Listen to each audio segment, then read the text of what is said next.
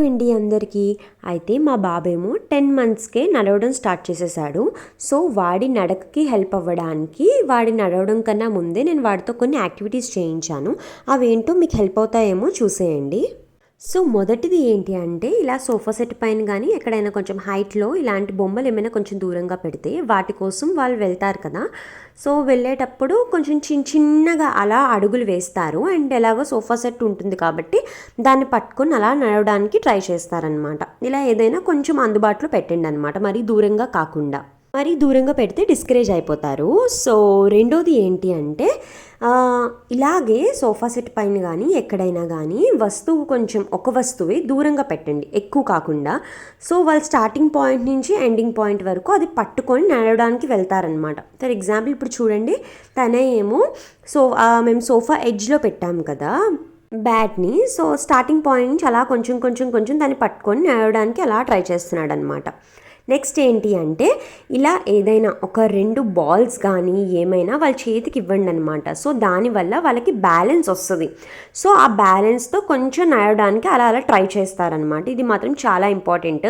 నేనైతే మ్యాక్సిమం చేయించేదాన్ని తనైతే ఇది. నెక్స్ట్ ఏంటి అంటే, ఇలా మీరు ఏదైనా ఒక వస్తువు కొంచెం హైట్లో ఇలా పట్టుకొని ఇలా పైకి కిందకి ఇలా అనండి. సో దానికి పట్టుకోవడానికి వాళ్ళు ట్రై చేస్తారు కదా, దాన్ని ఎలా మీరు పట్టుకొని వెనక్కి రండి. సో వాళ్ళు కూడా దానికోసం అని చెప్పి అలా ముందుకి అలా నెమ్మదిగా అడుగులేస్తారు. మరీ ఎక్కువసేపు కాకుండా కొంతసేపటికి అలా చేయండి. ఎక్కువసేపు అయితే మళ్ళీ వాళ్ళు ఇంట్రెస్ట్ చూపించరు. ఇలా వస్తువుల్ని పట్టుకునే క్రమంలో చాలాసార్లు పడిపోతూ ఉంటారు. పర్వాలేదు, కొంచెం చూసుకోండి దెబ్బలు తగలకుండా. కానీ పడిపోతూ లేస్తూనే అలా వాళ్ళకి నడక అన్నది వస్తుంది. నెక్స్ట్ ఏంటి అంటే, పిల్లలు నడవాలి అంటే ఆబ్వియస్గా వాళ్ళకి చాలా స్ట్రెంగ్త్ ఉండాలి. సో మసాజ్ అనేది చాలా ఇంపార్టెంట్. మసాజ్లో మళ్ళీ ఇలాంటి ఎక్సర్సైజెస్ చేయిస్తే చాలా బెటర్. మీరు మార్నింగ్ బేబీకి మసాజ్ టైంలో అయినా చేయించవచ్చు, లేకపోతే తర్వాత అయినా కూడా చేయించవచ్చు. ఇలా 2 కాళ్ళతో నేను చూపించినట్టు ఇలా చేస్తే నాట్ జస్ట్ ఫర్ వాకింగ్ కోసమే కాదు, ఓవరాల్ కూడా వాళ్ళకి చాలా హెల్ప్ అవుతుంది అనమాట ఇలాంటి ఎక్సర్సైజెస్ చేయిస్తే. ఆబ్వియస్లీ నడవాలంటే కాళ్ళల్లో బలం ఉండాలి. సో ఎక్సర్సైజెస్ అనేవి కంపల్సరీగా చేయించాలి.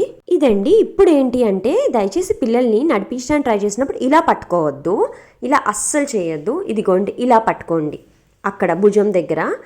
సో ఇలా చేతులు పట్టుకొని మీరు ఫస్ట్ చూపించినట్టు నడిపించారనుకోండి, దానివల్ల వాళ్ళ బాడీ ఏమో ముందుకి ఇలా ఆనుకుంటుంది అనమాట, నేను ముందు వీడియోలో చూపించిన దాంట్లో. సో అదే పిల్లలకి అలవాటు అయింది అనుకోండి, వాళ్ళు నడిచేటప్పుడు వాళ్ళ బాడీ పొజిషన్ అనేది కరెక్ట్గా ఉండదు అని డాక్టర్స్ చెప్తున్నారు.